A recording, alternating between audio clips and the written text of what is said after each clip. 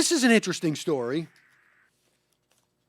Speaking of, I think one of the biggest recipients of Credo money last year was Planned Parenthood. Several $100,000, which, you know, in and of itself blunted a lot of that Komen stuff.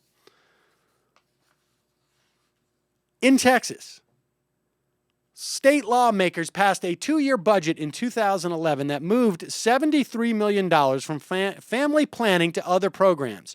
The goal, of course, by this Texas legislature was to halt the flow of taxpayer dollars to Planned Parenthood clinics.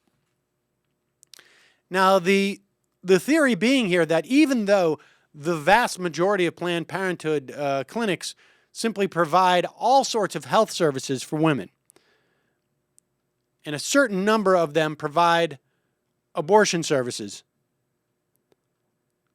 the Texas state legislature wanted to punish Planned Parenthood for having not just, they could earmark the money specifically to any Planned Parenthood clinics that are not providing abortion, but they want to punish Planned Parenthood because it is providing abortion in other places.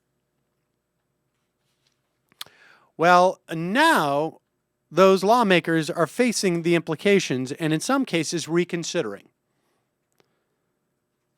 Texas lawmakers have received projections from Health and Human Services Commission in Texas indicating that during the 2014-15 biennium, poor women will deliver an estimated 23,760 more babies than they would have as a result of their reduced access to state-subsidized birth control.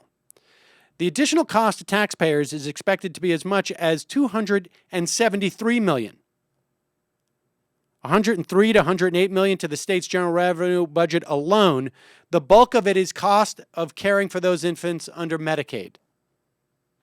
So you're going to have thousands of unwanted pregnancies within 2 or 3 years after the defunding of these family planning clinics,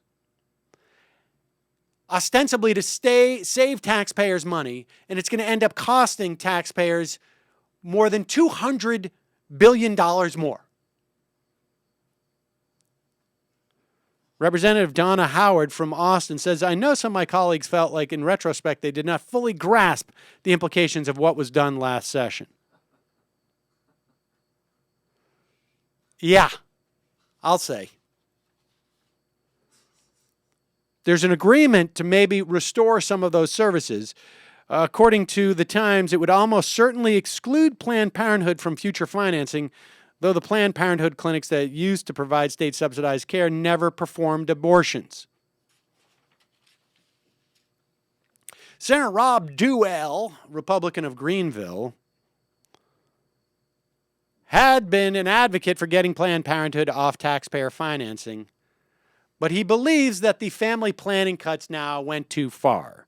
I've debated this in Republican clubs with people who say it's not the government's role to provide family planning, said Dr. Dewell, a primary care physician. Ultimately, they're right, but you have to look at what happens if we don't. So in other words, your stupid principles end up costing more money. They end up blowing up in your face, not achieving any of the goals that you want. It's just a stupid statement that you're making about your own morality.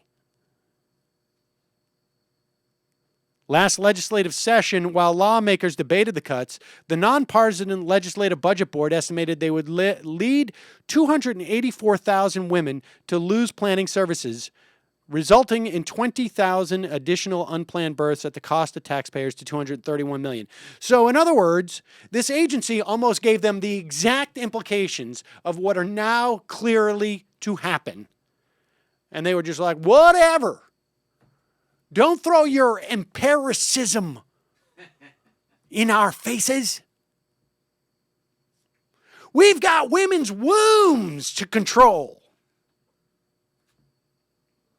Well, enjoy, Texas. Enjoy.